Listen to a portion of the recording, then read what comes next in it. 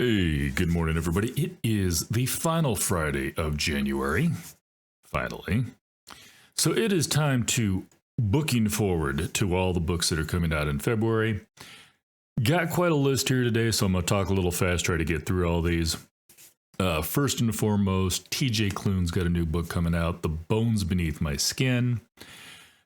In the spring of 1995, Nate Cartwright has lost everything. His parents are dead, his only brother wants nothing to do with him, and he's been fired from his job as a journalist in D.C. Nothing left to lose, he returns to his family's summer cabin outside the small mountain town of Roseland, Oregon, to try and find some sense of direction. The cabin should be empty, but it's not. Inside is a man named Alex, and with him is an extraordinary 10-year-old girl who calls herself Artemis Darth Vader. It's TJ Klune. Come on. Artemis isn't exactly as she appears. Soon it becomes clear that Nate must make a choice, let himself drown in the memories of his past, or fight for a future he never thought possible, because the girl is special and forces are descending upon them who want nothing more than to control her. Sounds crazy. I'm also down for it.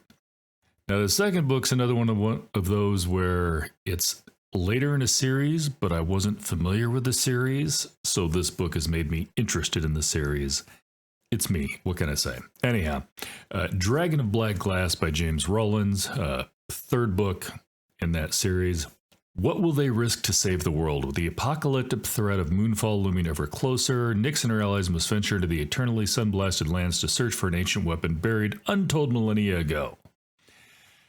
And that's as far as I'm going to go into that one because it's third in the series and I don't want to catch any spoilers because now I have to go back and read the first two books. But yeah, new James Rollins book, that's also coming out next month. Looking forward to that one. Now I got a couple of books that I've actually got arcs for and I just haven't gotten around to reading yet.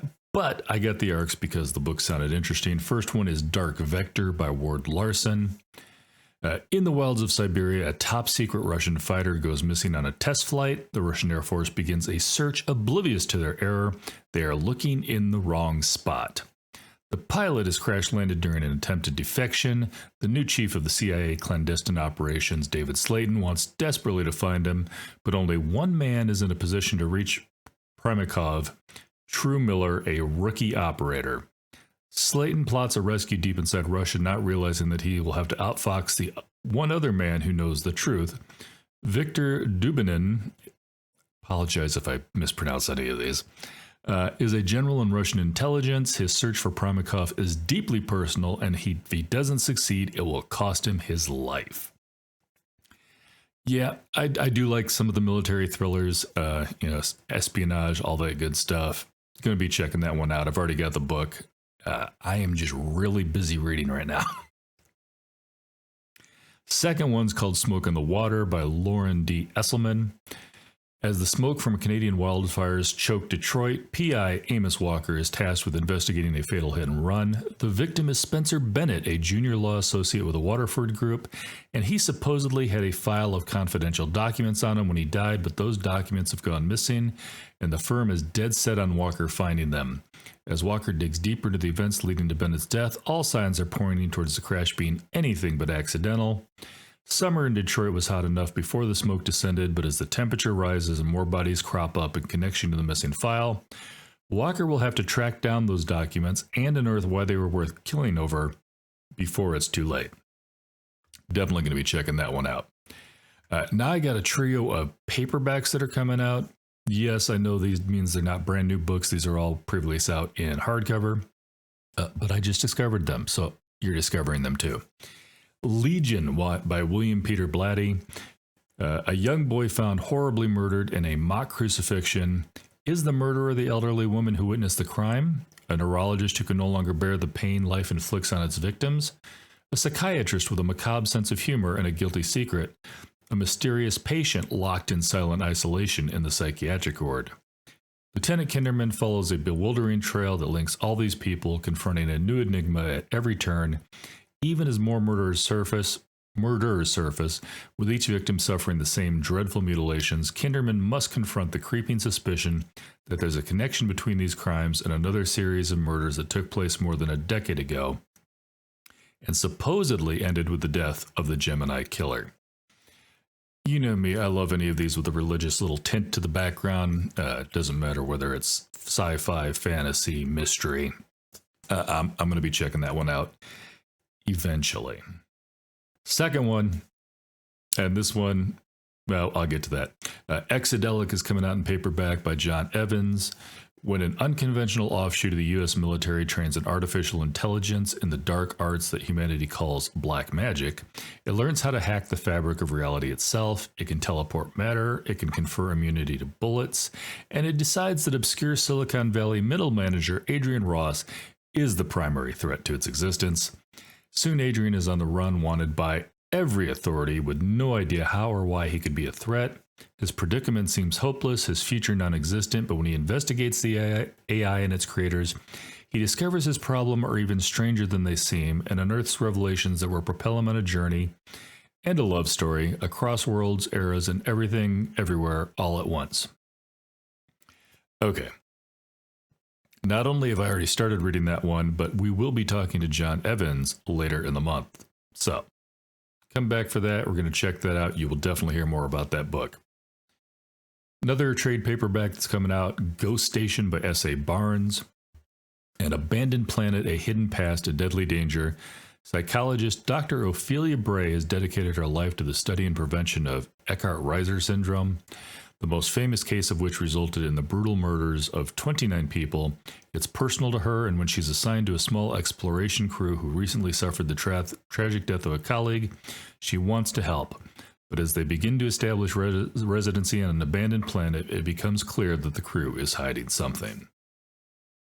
Not going to go any farther in that one. I don't want to give any spoilers away. All right. What else we got? Like I said, it's a packed month. I'm never going to get to all these books, but I wanted you to know about them. 3 days in June. How do divorced, socially awkward parents navigate their daughter's wedding weekend? Ask Ann Tyler. Her latest novel unfolds in the lead-up to the nuptials of Gail and Max Bain's only child. The pair approach the celebration as outsiders while puzzling over an 11th-hour bombshell that might derail the whole affair. Throw in a homeless cat and an exclusive spa day, and you have the blueprint for a short, bittersweet Tyler original. Not normally up my alley, but it's Ann Tyler, and I want to give it a try. The Missing Half by Ashley Flowers. Two women haunted by their sister's unsolved disappearances, sisters plural, band together in this captivating mystery from the host of the #1 true crime podcast, Crime Junkie. I don't know why this is such a short snippet on the book, but I am intrigued. So we're going to be checking that one out at some point. Okay, what else we got? Something in the Walls. Let's face it, the title alone got my attention.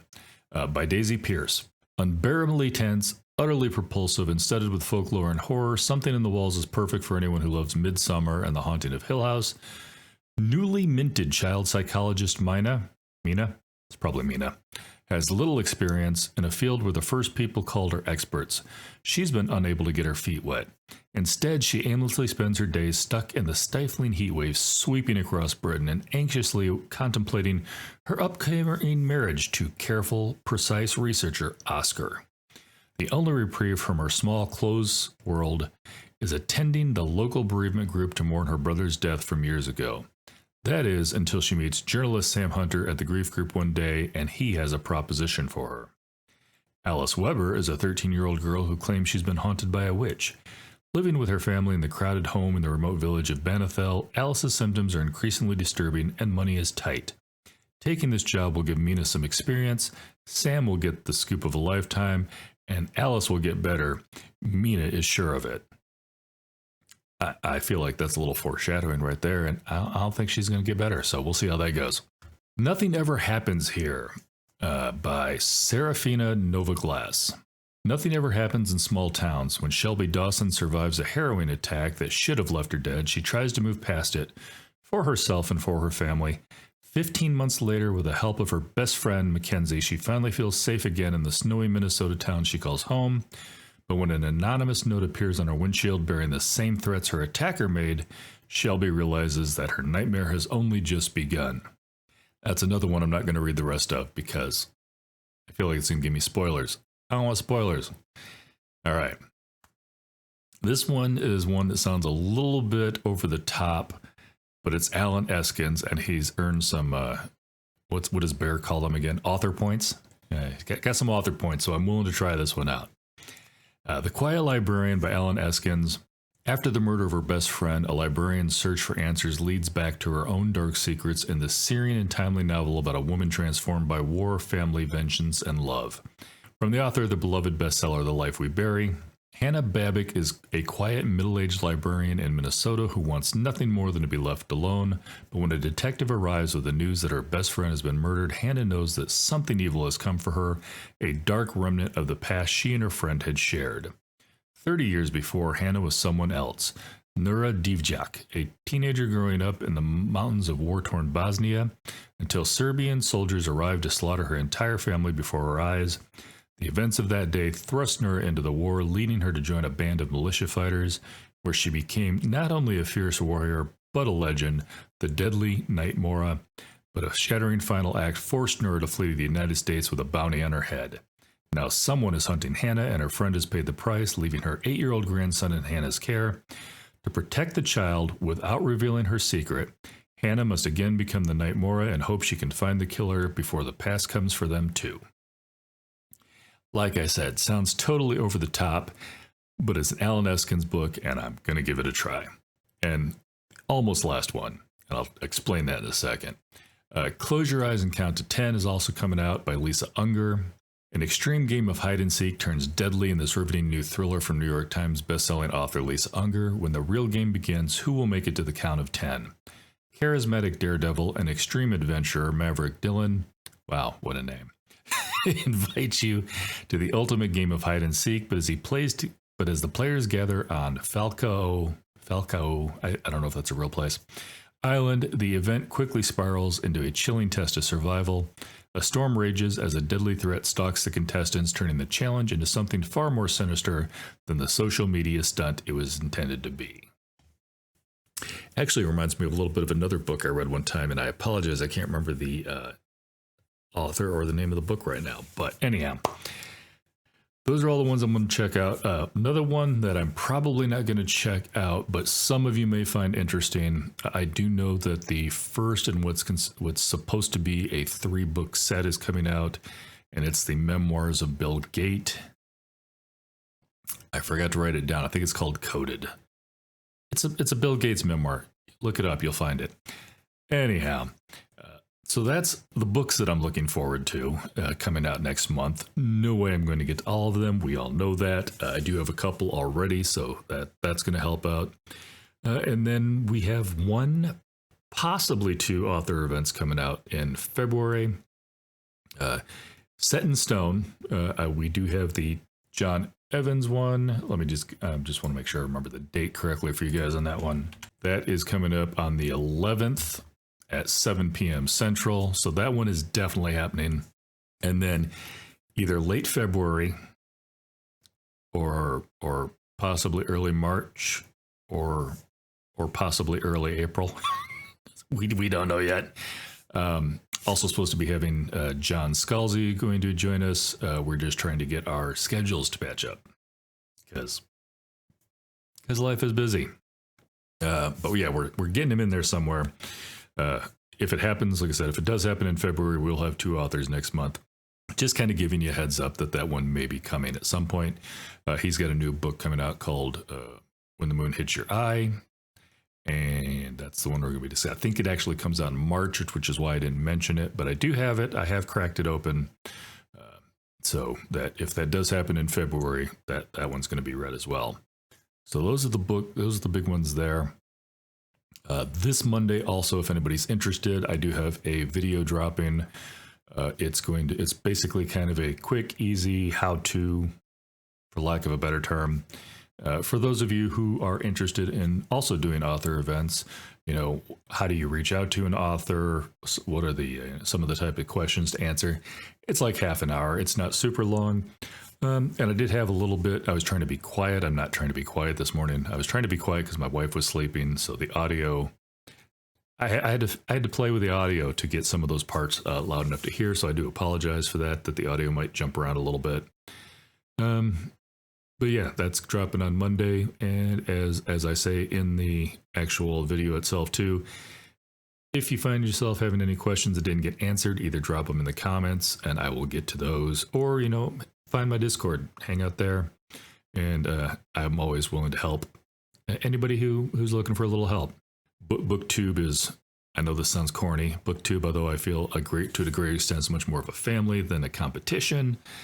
And, I don't mind seeing some of those author interviews when I don't have to put in all the work either. So if some of you guys want to interview some authors, I'm down for that. Anyhow, hope everybody's has a good February, and I will catch you guys later.